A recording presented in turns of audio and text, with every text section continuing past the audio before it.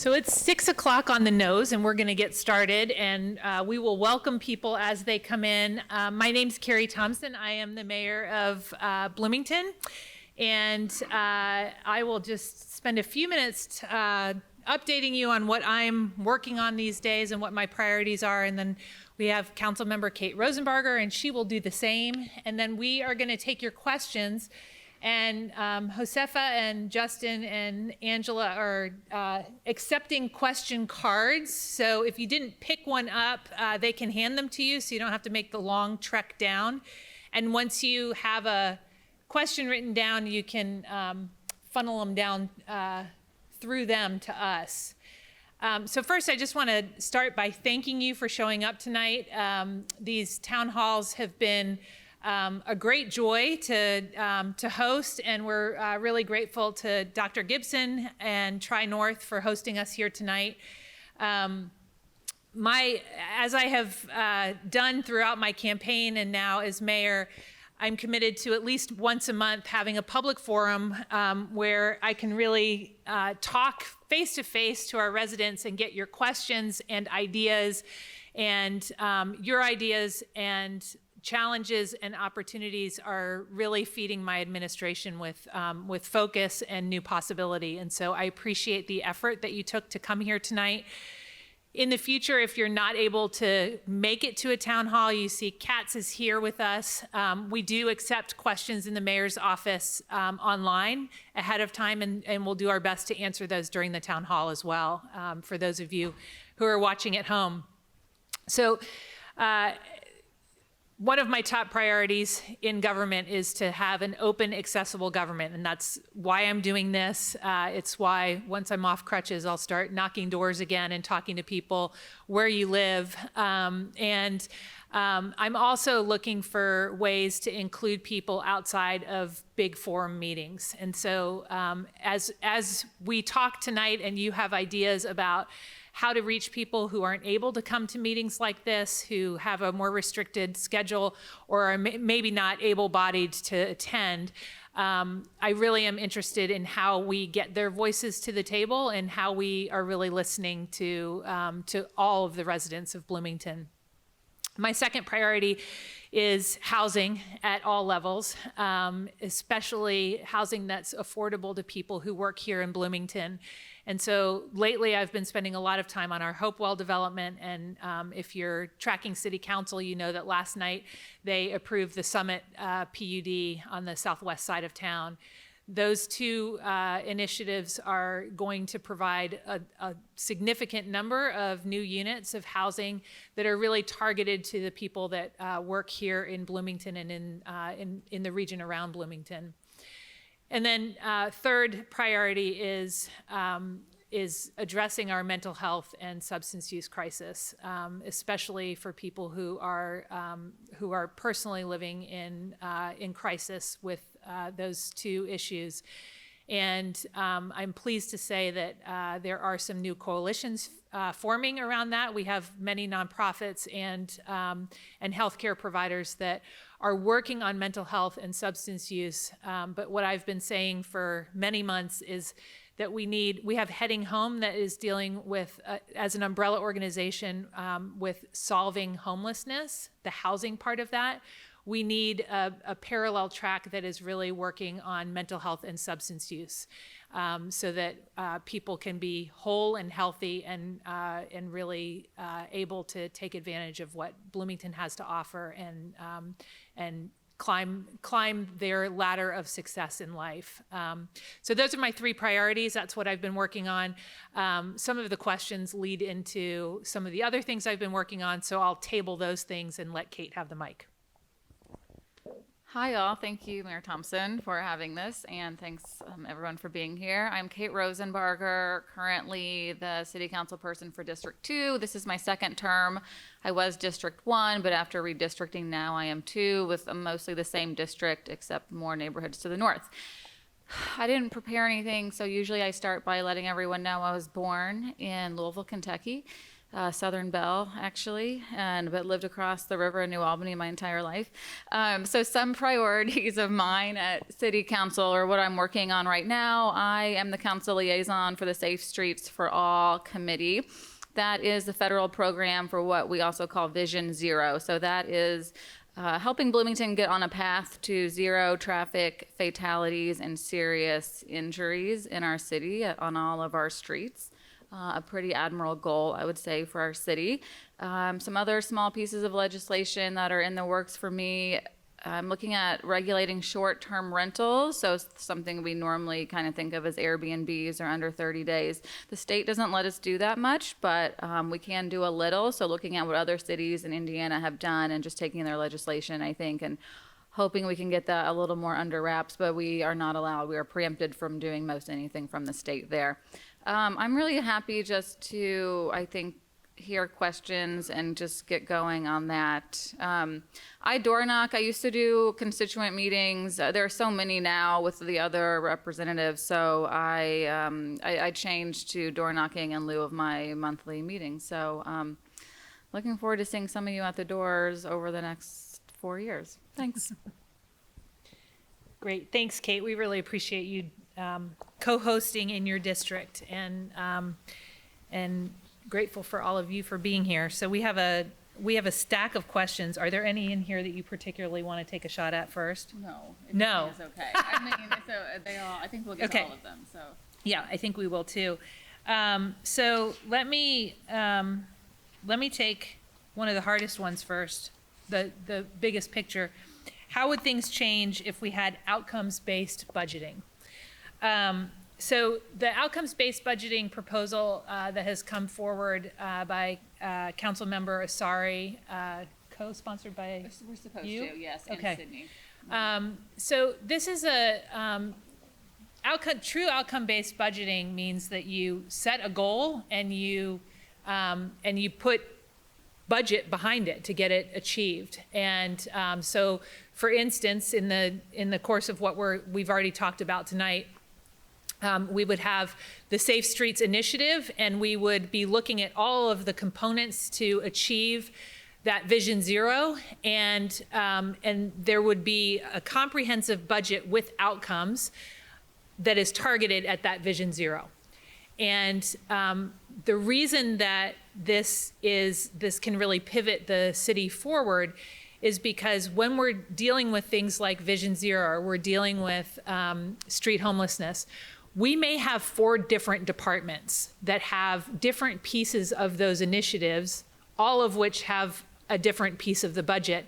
And it's hard for the public, frankly, to track how much money we're putting into solving homelessness or putting into Vision Zero. And it also, if you budget that way, it naturally brings teams in the city together to be collaborating and making sure we're not duplicating work.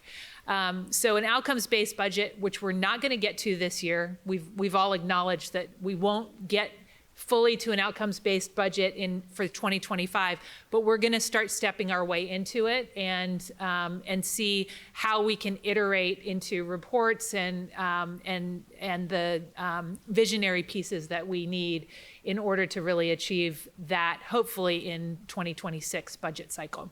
You want to add anything? No. Okay. Let's see.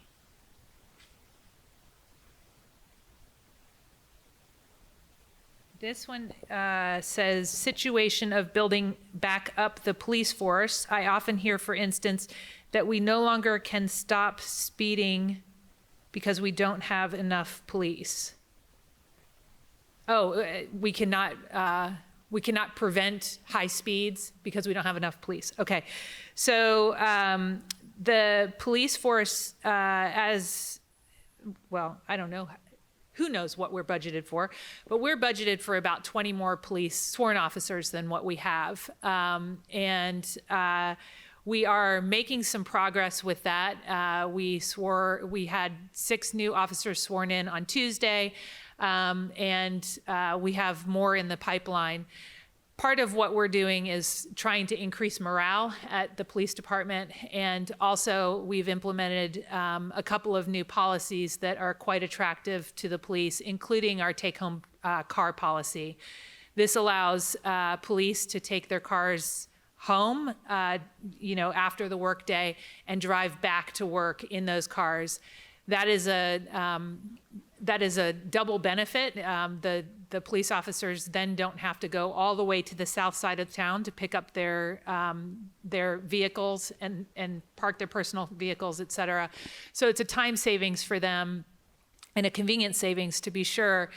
But it also is the case that when they get a call, if they are at home or if they may be en route to work already, they can respond much more quickly. And we already, this policy has only been in effect for, 45 days maybe. And we've already had several instances of having sworn officers able to arrive on scene more promptly. That 105 number is the sort of ideal. That's we have enough officers on the road for our general safety, but to do true community policing and some of the initiatives that really we would like to get to, we need to get up to about 105 sworn officers. Okay. You want to? Yeah. I think too with policing, a lot of folks say Bloomington is unique, and we are unique and special. But I think, decreasing police forces across the U.S. is an issue that is not unique to Bloomington. It's a really hard job, right? And over the decades, police have been asked to do more and more. And sometimes that's very different from how policing started, I would say. And so I think it's also really important to take a look at what we're asking our police officers to do and what we can take off their plates so that they aren't burnt out so much and they don't have to spend so much time in overtime. Of course, that's a problem with the number of police we have right now. But I think looking at it as a holistic public safety issue, right? And I mean, I know it's hard for folks to step up in the face of murders like George Floyd and Breonna Taylor. It's just not necessarily a place that people want to enter into, I would say. So looking at what other cities are doing around hotlines, right, for maybe feeling unsafe in a way that might not require a police officer to come out to your house, or looking at traffic control and if we need police for that, or if there's a different type of officer or position in the city that makes sense for directing traffic, for example, on game days or something. I know IUPD does a lot with that as well. But just looking at ways to make changes too, I think is really important. And I actually think this also stretches across, I know we're talking about police, but Bloomington, city staff in general, right? We have people coming and going a lot, and then we have people taking over 2 jobs instead of 1. And there's, I think in general, a lot of burnout can happen, and we have to make sure we just take care of all of our city staff across all boards. I'm not saying we're not doing that. I think you all are doing great in the studies you're doing, yes, to see what's needed and where and how we can make everyone feel safe and included in the workplace. So I think those are really good steps. And I'll just take this opportunity since Kate mentioned crisis line. Most of our community does not know that we do have a 988 line. It's a non-police line that can help for mental health crisis or other situations that you need some help that you don't want police to come to, or you think police aren't needed. So I'm trying to do my part to educate people when I'm in front of people that 988 is a great number to use, and the Stride Center is manning that line right now. Okay, what is the latest update on the convention center expansion? So the convention center, I'm not even going to assume people know this. We have formed a capital improvement board, and that capital improvement board has 3 members appointed by the county, 3 members appointed by the city, and then 1 member that those 6 vote on. And that board has been operating since 2023. They have a controller and legal counsel, and they have engaged a design firm, and they're in the middle of reviewing the request for proposals. I'm already talking government speak. Request for proposals for construction manager as constructor. And so the city council has already had one work session for input on the convention center, and we'll have more. And my hope is that we have something akin to a charrette with our county colleagues, both commissioners and council, together with our council and administration, so that we can share ideas about what we're hoping to get out of the convention center and then let the CIB do their work. And so my expectation is that we'll probably be, you won't see anything visible on the convention center in probably the next year in terms of construction, because we'll be in design phase. But you can track progress on the convention center by attending the CIB meetings.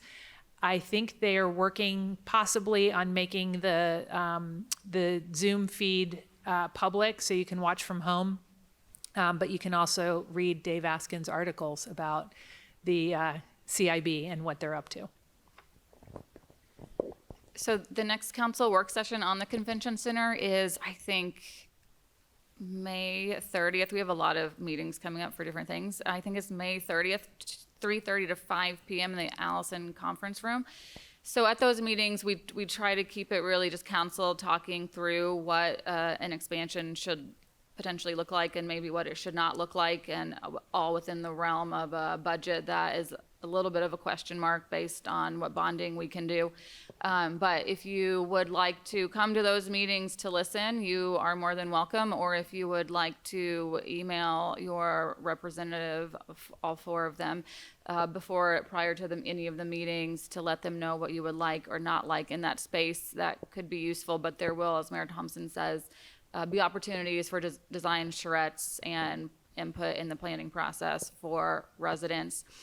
I mean, I'm like, it's no secret, but also I don't know what folks know, that I am not a proponent of the expansion, mostly based on the community survey over the past 7 years. Residents tend to say they don't care for an expansion.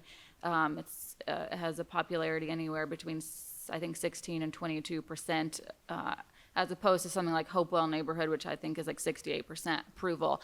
We have been collecting the food and beverage tax since 2017, and that has to go, it can go to this convention center expansion and also related tourism activities.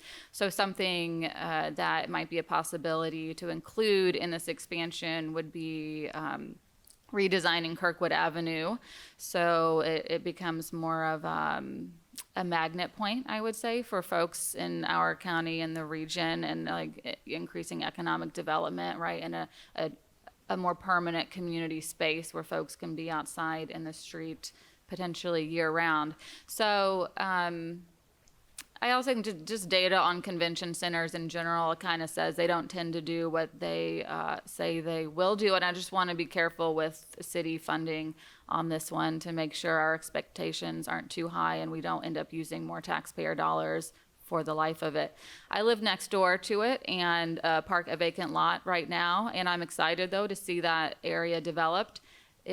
I think the one right next to me is owned by the county. I think it would also be an awesome space if we do a convention center expansion and a new justice center, which is something we're also talking about. I know the county commissioners really want a space in Hopewell neighborhood, but that's not exactly where it seems like the best place for it. I think it's a little too far from the transit center in Hopewell, but I think something like 3rd and Madison would be a really awesome place to keep folks downtown. I know a lot of attorneys, when they go to the Justice Center, go out to lunch afterwards, and I know a lot of folks rely on buses and transit to get to the Justice Center currently. Awesome. I'll just say for the record, I am a fan of the expanded convention center. And we have been collecting the food and beverage tax, which is the city's part of it is supposed to go towards the convention center. And I think we can do a lot of economic development around the convention center and even on Kirkwood with money that can come into the TIF and other things through increased revenue. So this is our last question, so you all need to draft more questions and wave them in the air, and we'll come get them for you. Otherwise, Kate and I will be doing interpretive dance or something for the rest of our time, which also could be very fun. Okay, this is maybe a suggestion more than a question, which says, use the empty Pollard Lodge building for affordable artist studio space as suggested at recent artist forum. The Pollard Lodge is in the near West Side neighborhood, and it has been vacant for some time. We actually are having some discussions at the city about putting together affordable artist studio space. So it's on our radar. I don't believe that we have looked at the Pollard Lodge, and I don't know what it would take to purchase that. But I do know there has been some conversation about putting that space close to trades or in the trades district. And there have been other suggestions as well. So happy to have that suggestion, and I can pass it on to Holly. You want to read it? Oh yeah. That's the long one. I think it's a really awesome idea, and I love that the administration is working on artist space, living studio space kind of hybrid. I think there are a lot of good examples out there in other cities. I know Alexandria outside of Washington, D.C. has the Torpedo Factory where it's a nonprofit and artists share space, and it's also their open studio. So it really helps someone always be in there working, but also able to sell if people come in to buy art. And then because they share space with other artists, they don't have to be there every hour that the Torpedo Factory is open. I also talk about bringing trades to the trades district. I miss that we don't have I don't think we have a shoe repair store in Bloomington anymore. Things like fine leather goods and iron works and metal shops. And Detroit has a really good one, weirdly called Pony Ride. I don't know why that's what it's called, but it is very similar also to the Torpedo Factory, where folks work in their studios and sell what they made right there. So I think it would be awesome if we somehow, it's really hard to find money, of course, but could incentivize and subsidize makers as they're starting out to get back in there, especially in the areas of local goods and helping us reuse what we have already bought. Okay, so this is I'm going to try to summarize this. This question relates to, is submitted by somebody who lives in the Kinzer Pike neighborhood, who submitted a U report asking that BPD start monitoring the speed of vehicles on Kinzer Pike. Speed limit is 30, but cars travel much faster, up to the point of not being able to see the vehicle. Also asked that transportation that they set up one of those speed displays to show people their actual speed. And this individual was told that BPD does not service them because they only cover halfway between Acuff and Bales. And they were told to contact the sheriff's office. So and this individual wants to know, if they pay city taxes, why do they not get police service? So if you are in the city limits, the police do service you. So, but Acuff and Bales sounds to me like county. We would, it's your district, the cutoff road, but Acuff is pretty far. So if you live in the city, the police do service you, and I'm happy to talk to you afterwards about where in fact you live and if you're in the city limits.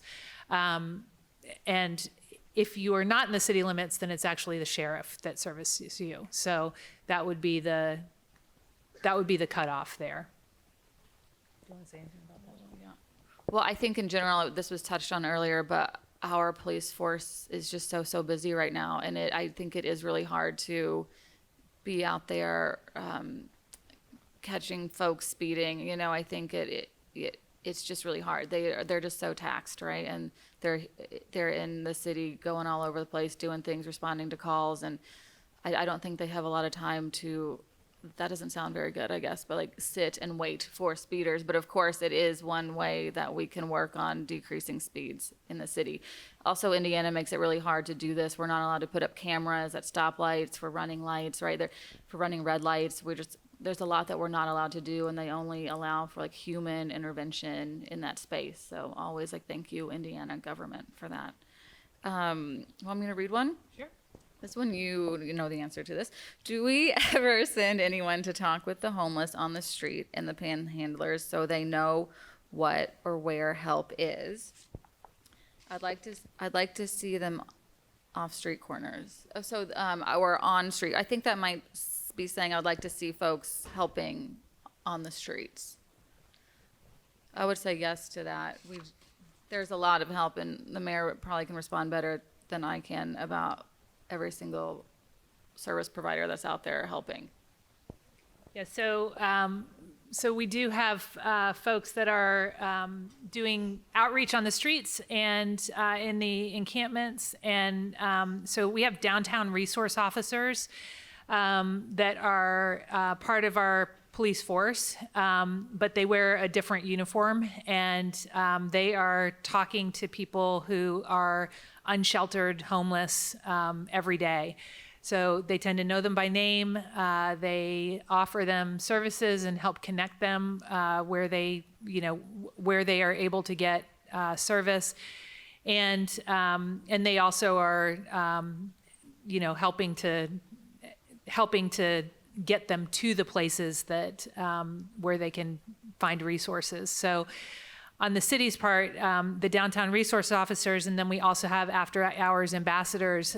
Those are our after hours ambassadors are meant to be really our hospitality core in the downtown, and they end up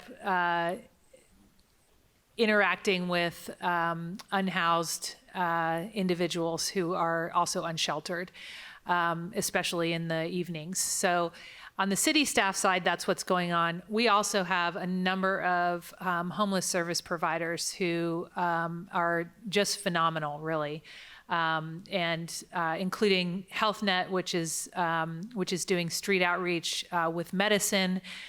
Beacon, who has street outreach workers, the Indiana Recovery Alliance. So there's several teams, and IU Health has one through their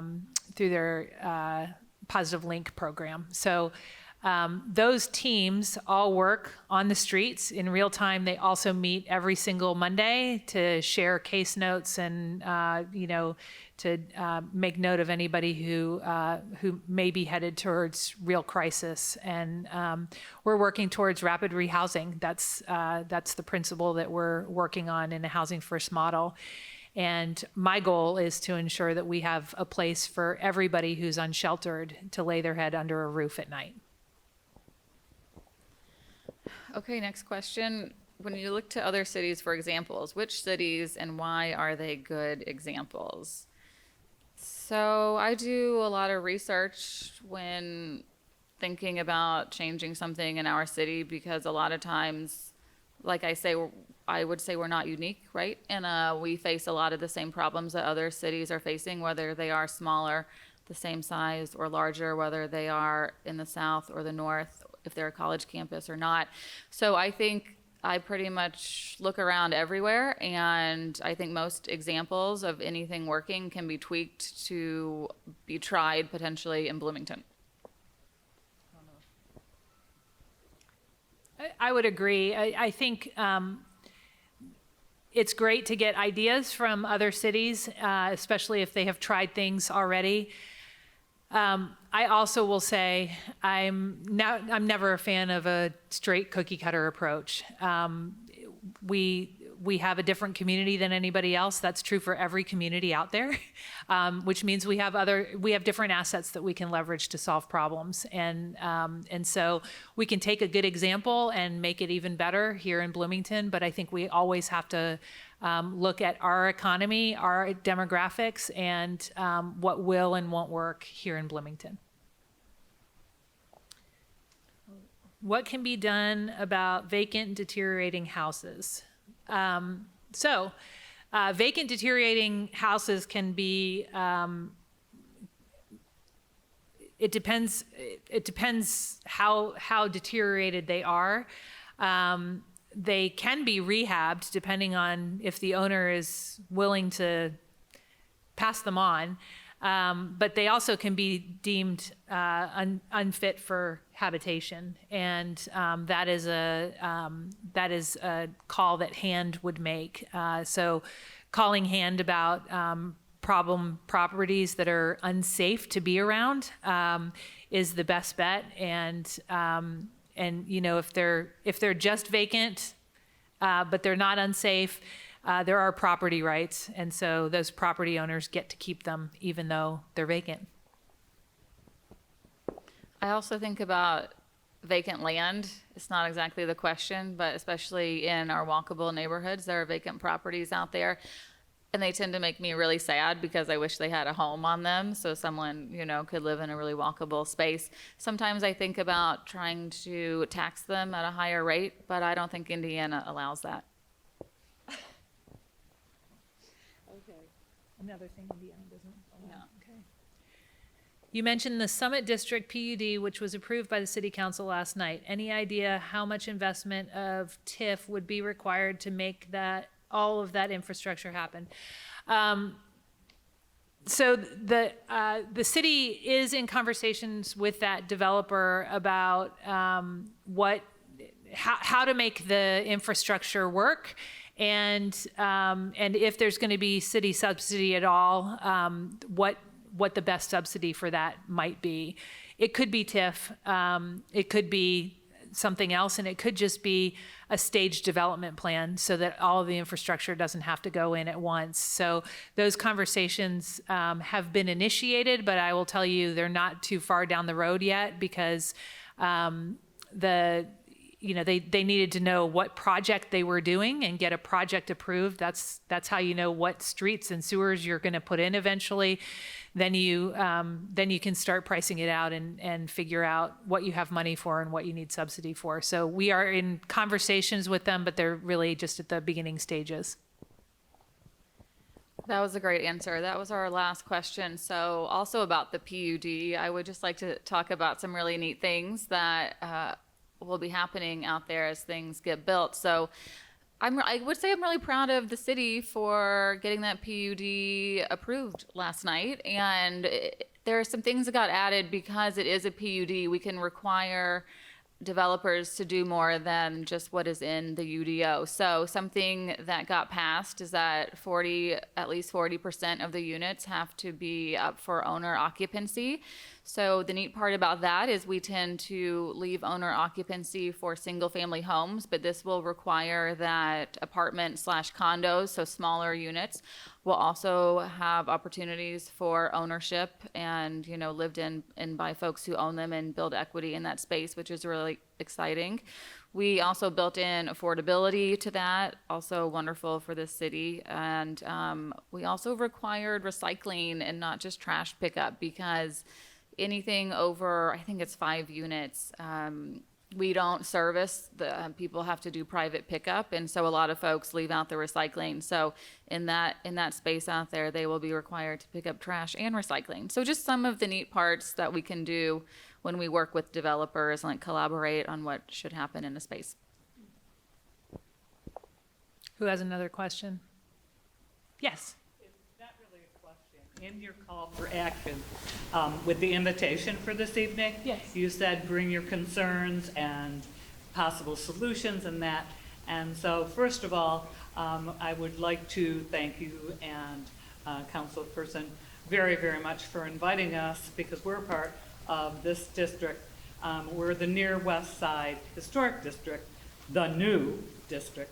And with us tonight, we have the president, Alan, and Alan Balkema and his wife Monica, and I'm Susan Valentine, and I'm a resident of the Near West Side and very proud to be a new member for the past 2 years. With some of the things that you mentioned this evening, severe affordable housing crisis, that the city's experiencing, the Near West Side Historic District could prove to be a resource in your challenge. With our attendance this evening, we would like to start a dialogue with you and Hand on some of the problems, because we feel that for the city to work with our district and the residents looking at the future, that we're supporting a platform that Jody Madeira has presented, and she's focused on a housing needs assessment. She focused on regulation of short-term rentals, Airbnbs, and you mentioned that this evening. Higher taxes for vacant, derelict properties. At the present, these three items are of the utmost concern for the historic district, because right now we're experiencing that, and you know, the walking community, we are a walking, biking community.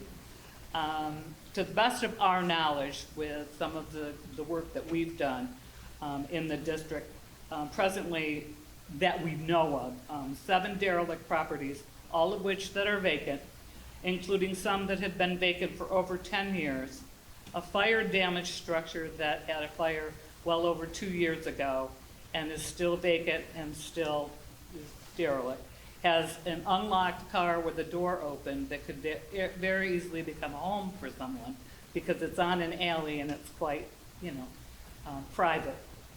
And the vacant Pollard Elks Club that you know, you mentioned earlier. And that was listed on the endangered list for Indiana, and in the hopes that there'd be some attention brought to it. And that was back in 2022, and nothing has basically happened, as you know. And then there's 6 Airbnbs that we know of, you know, in the Near West Side. So, a needs assessment would clarify the impact of existing derelict structures and short-term rentals on the housing crisis and how it is affecting the quality of life of the Near West Side. We at the Near West Side will clarify would like to ask you, the mayor, to continue a dialogue with us, have a meeting with our group, and take this forward and see how we can work together with you to look at the future of, you know, the Near West Side and help with the crisis that we're all facing. I would love to do that. I think that we reached out to see if I could come to one of your neighborhood meetings. Isn't that right? Is it on my calendar yet? Okay. We're having an election. There's a possibility that I might not be the president anymore. Okay. He will be. He will be. Okay. Well, so I reached out to you all looking for a possibility of coming to talk to you. So let me know when that works out and I'll be there. Happy to continue the conversation. And, you know, anything that's legal is, you know, above board to talk about. We do have 2 housing studies that, you know, one that was done in 2019 and the last one that was just done in 2023. So we have those and those are available. And so we understand what's needed. And my team at the city is working on developing an actual tactical plan for how to get the units that we need, and would love your input as we do that. Well, we appreciate that you had this evening and that we could work with you. Yes, I'll look forward to it. I used to live on the Near West Side, so I love an invitation anytime I can come. Yes. Yeah, Mayor, I want to thank you for not sending the Bloomington police into Dunn Meadow. You're welcome. And for Kate, you were involved with the Traffic Commission for a long time, is that correct? No, but my sister did work at the city, and she may have been the staff liaison. I'm not sure. Okay, all I wanted to talk about traffic lights in the city. They're in horrible condition. There's one on the corner of Covenanter and College Mall Road that I first brought it to their attention over a year and a half ago. And I got back maybe 10 months after that, and they said, well, it's a complicated problem, and we know about it, but we have no money to fix it. Can you tell us what the Similar problem things. is? Yeah, what's problem? the problem? What's the problem with the light The pedestrian signal? system operates whether there's a pedestrian pushing it or not. At 2 in the morning, you can be on College Mall Road, and it'll be on Covenanter for 4 minutes with no traffic anywhere. High and Hillside, the same thing, the pedestrian, the arrow going one direction goes no matter what. I could tell you about 6 or 7 lights, and when I call them or, email them, they say, yeah, we're aware of it, but we have no money. So I just want you to be aware the traffic lights in Bloomington are not in good shape. Thank you. So it sounds like they're not synced well, and they're not communicating for the ease of flow that we need. We do have we do have an engineering firm contracted to look at our lighting system now and the synchronization and things like that. And I don't know if those are in that plan or not, but I'm happy to check and get back to you. And if you can leave your name and contact with Josefa down here, then we will circle back with you. Okay? With the pedestrian push button, I think it probably might be useful if there's more signal related to car traffic coming, right? And like a mechanism that shows when a car is there, potentially. Just with pedestrians and crosswalks, it's more convenient and it leads to more safety if pedestrians don't have to push a button, but that their walk sign is a part of the naturally occurring light, I guess. But I think probably something could be looked at with keeping it green one direction, right? If nobody's coming.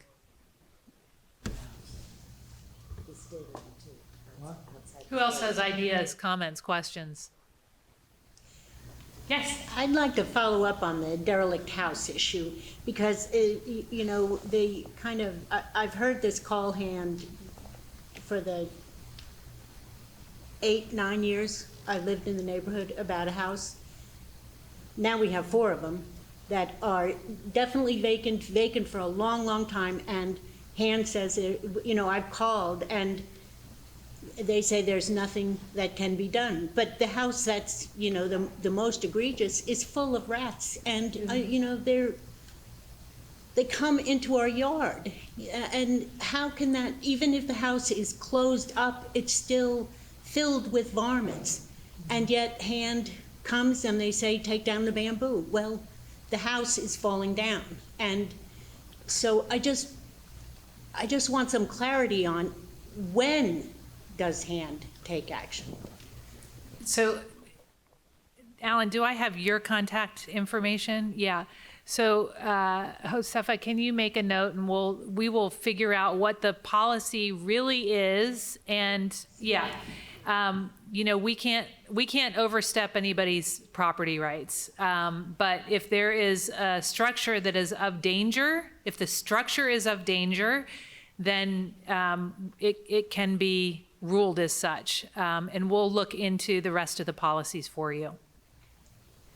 Yes. Actually, we probably all would like to know that, because all of our neighborhoods, we're Yeah, in different neighborhoods. these houses are We're all on over. 17th Street right here. Okay. They're all over the place. Yeah. Okay. Great. So maybe if you could make a bigger announcement. Okay. We will check into that and circle back. I, for one, would like to get any vacant property rehabbed and made affordable for habitation. Who else? Yes. That's a great question. So if 988 is a great number. It's staffed 24/7, so anytime, day or night, and it is for mental health, substance use, I'm not really sure if somebody's having a mental health crisis, but I'd like some feedback. Maybe send somebody out here to check it out. So it's for any of those instances that you do not believe people have weapons or it's going to become very unsafe. So it's not for criminal activity. It is for people who are in some kind of mental health crisis or you think they may be getting there. And if no immediate response is needed, they also are helpful in helping you figure out what resources are available. So if it's for a loved one, they're helpful in helping connect you to services.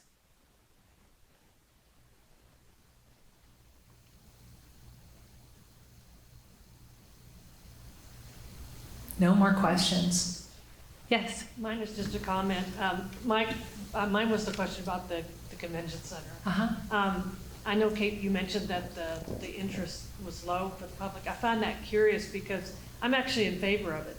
I see a lot of neighboring areas where there are conventions that come in and brings a lot of economic growth to the area. So I'm hoping, I know there's been a lot of back and forth from the previous administration and the county. I'm hopeful that your administration will be able to move that forward. And so I'm just expressing that I'm hoping that happens. I think, yes, there will have to be some good policies and some good discussions about what is needed for the community, but I really feel like that it would be a benefit. So just mentioning that as a member of the community. Thanks for your comment. I used to direct Habitat for Humanity, and for about the last 8 years that I was there, we had to decline to have some guests at our biggest fundraiser of the year because we couldn't fit them in the convention center. So it's been a long time that since we've outgrown that convention center, even as a civic space. So that's a civic use, not a convention use. And so I know there's lots of people in the community that are eagerly looking forward to new space. And I mean, I also just want to say, I know I might be in a majority of what residents want, but I'm definitely in a minority of what council wants. So, I mean, it is moving forward, don't you worry. And so, I mean, I understand that, right? And so I am happy to work with everyone to figure out what is most useful in that space. I think some parts of it are exciting, like talking about things that residents are missing, which it's not a convention center necessarily, but more like a civic center. Folks have said a really good teen space. We've kind of lost that over the last 10 years. Senior care potentially, or like places for seniors to gather. Maybe if you have like mental illness or something, you could drop someone off, right? And they could be watched, something like almost like a senior daycare, I think is what they call it. Also, some people have talked like about restaurant incubators that could, also be the food court for the convention center, but it would be open all the time, right? It's like little restaurants or food stalls for folks in the community too, to come out. I mean, I think there are a lot of good things that can come from it. So, right, I've said all my things, right, about my feelings on it, or feelings is the wrong word, I guess, but thoughts on it about with like data and the surveys. But I'm working with council and the mayor's office and the county on this now and how we use the space as well. Curious question, being a fairly new resident of Bloomington. Does the city have any plans to aggressively go after retail for this community? Because you have a severe problem with retail, especially with the thing that's called a mall, and with the fact that groceries are limited to Kroger and some specialty grocers. And I've never seen a city this size that has no competition for one grocery store. Well, I could start on that. So we have Kroger, we have Bee Foods, Fresh Time, Aldi, Walmart has a grocery. I think our Target has a small grocery in it. Small, right. So, I mean, it's been relatively recently, I think, that we got the Aldi on the east side. I know years and years ago, there was talk either about a Trader Joe's or a Whole Foods, but people in the community said really they like Bee Foods, and so I think we didn't get that back then. I don't know. So I think, I guess I think we have some variety there in our stores. Downtown, are you kind of talking about like walkable in the downtown, or, right? Really looking at, the grocery store part of it, because, or, other options. Other options. Yeah, I think something too that, Kroger really is the only large grocer in the market, because some people can afford Fresh Time. Aldi, yeah, you can, but there's no competition. And what's happening with the mall? I don't know what's happening with the mall. Someone needs to talk to the Simons about that mall, because they just put how many students right next door to that mall. It's a market for that mall, and they've not Yes, announced anything. the mall is a great opportunity, and cities, around the country are reinventing their mall spaces. In terms of aggressively going after retail, I wouldn't say we're doing that, but I do, my vision for what the convention center is going to help attract, and what we need to be really conscious of attracting are unique Bloomington things. When people come to conventions, when they come to see their kids at IU, they want to eat at the great Bloomington restaurants, and they want to go to the cute little Bloomington boutiques.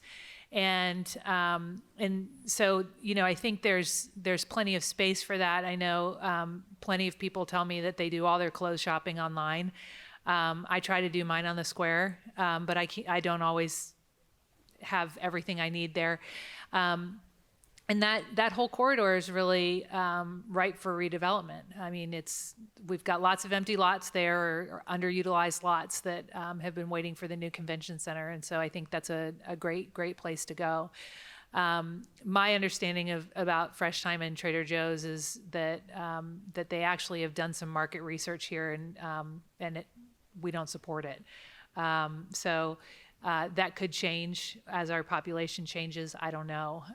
But Blooming Foods is pretty great. So there is some grocery variety, and I agree. It is too bad that the two other big grocers have left Bloomington now.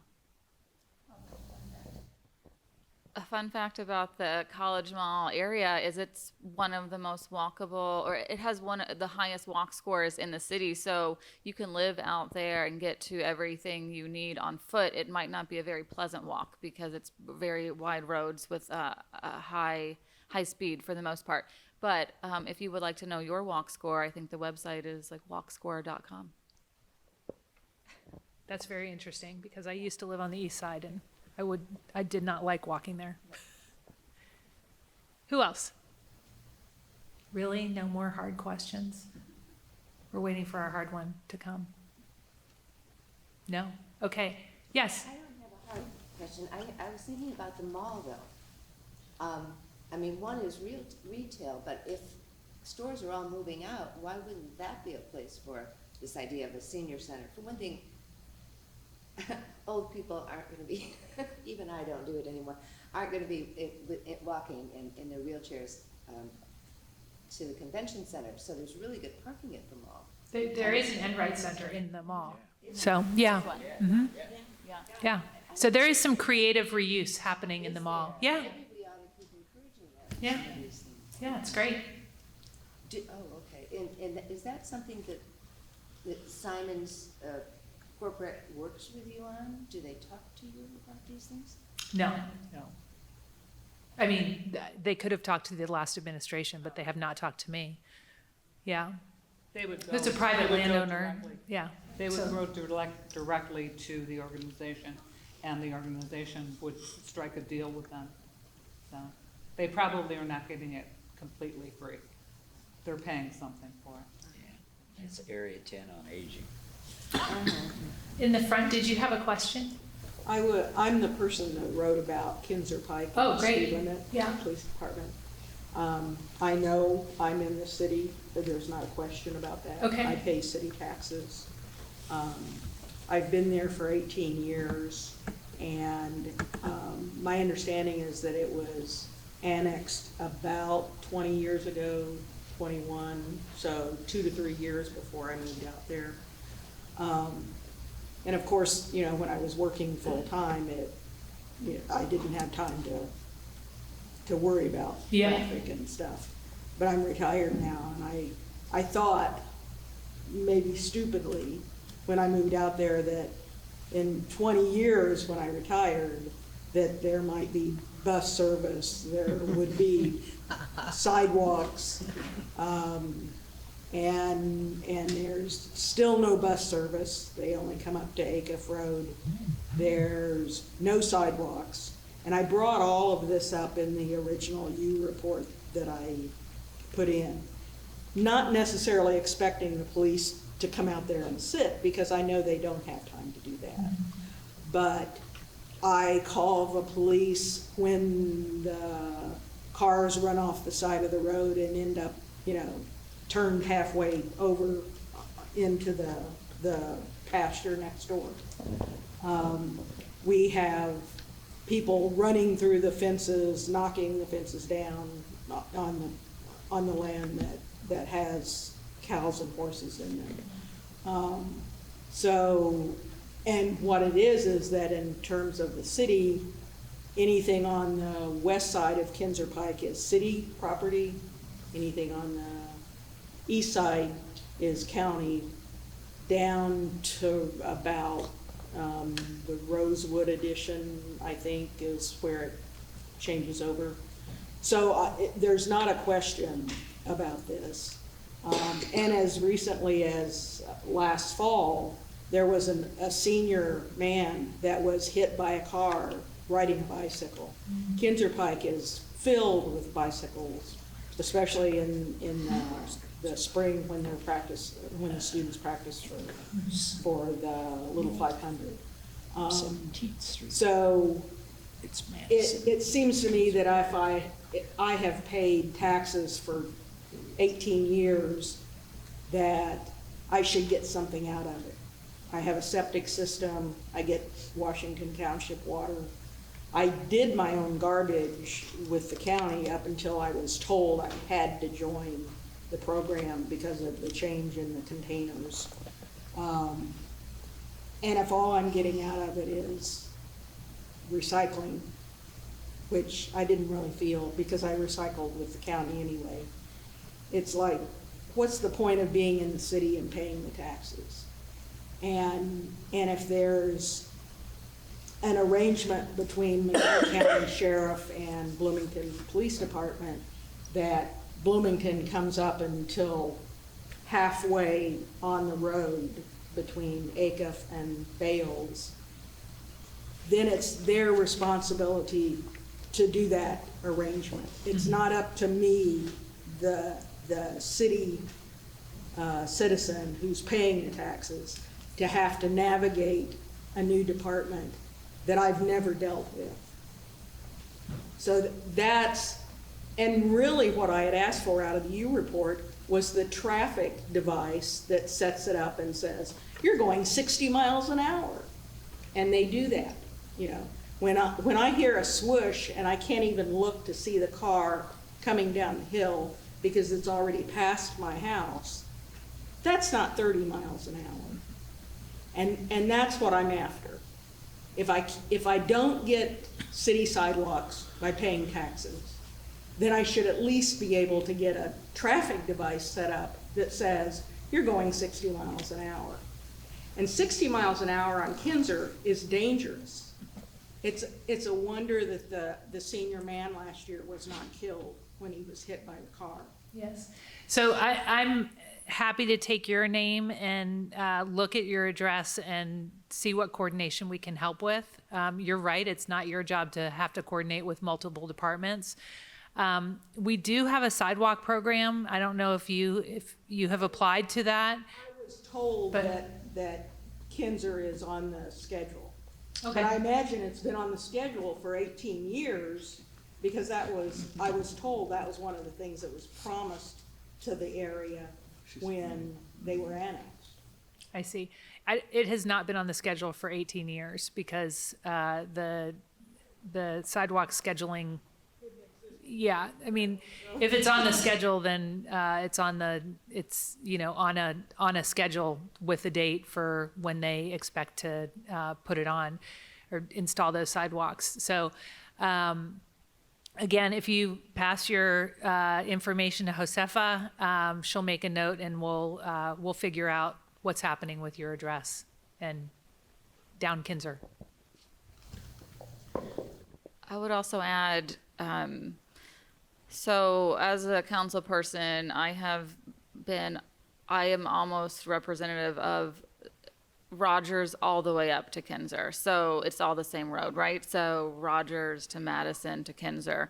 There's one precinct where Isabel Piedmont Smith lives that I don't have that chunk, and now she has the south part of Rogers. But Rogers and Madison and North Madison and Kinzer have been on my list for so long because so many people up and down from south to north, right, have talked about the high speeds on Rogers and North Madison and Kinzer. And it's just really hard because there's such limited funding in the space of trying to get people to drive the speed limit.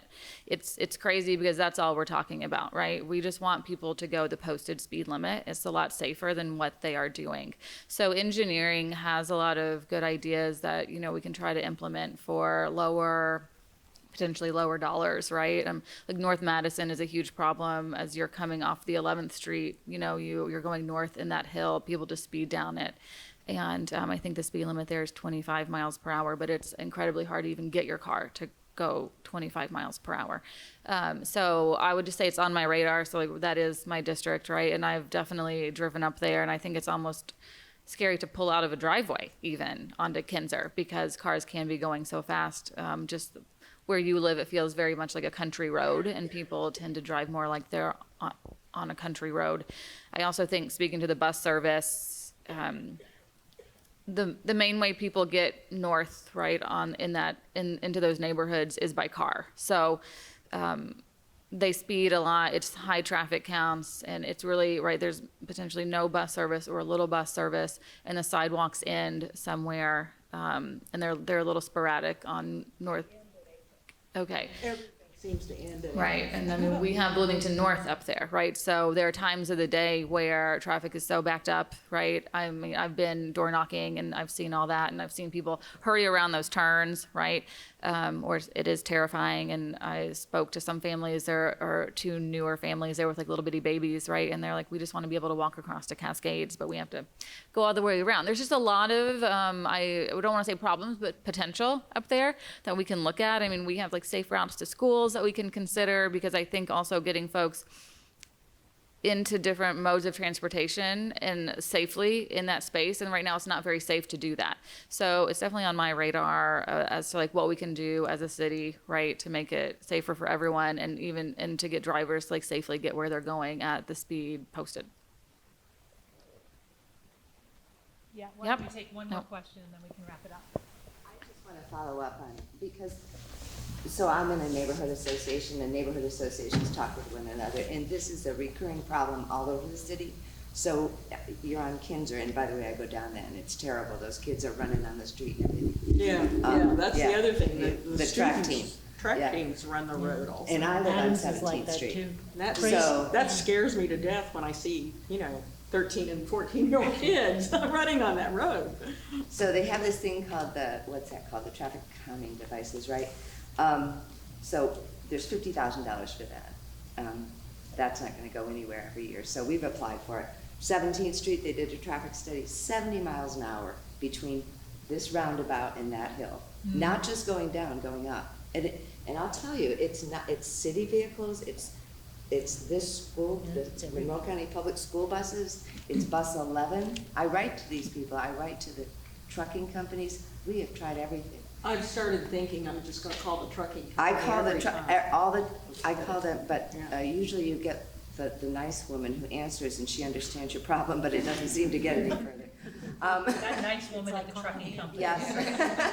Write her a thank you And note. so it's all well and good to say, we can put up speed bumps and put all these things in the middle of the road to make people go slow. That's not gonna happen on 17th Street because too many emergency vehicles use it.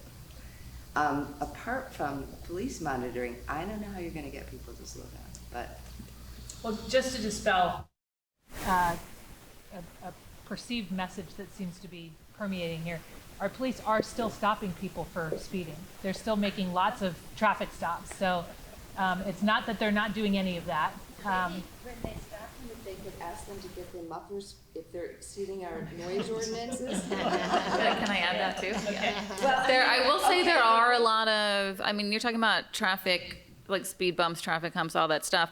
I was at a national transportation conference last year. There are so many options that are mountable. So good for police and fire to drive over. And I know at least our fire department, I think our police department can be pretty on board if that is what we install, right? The traffic calming program, it is $50,000, and that's for the resident-led version. There's also a staff-led version.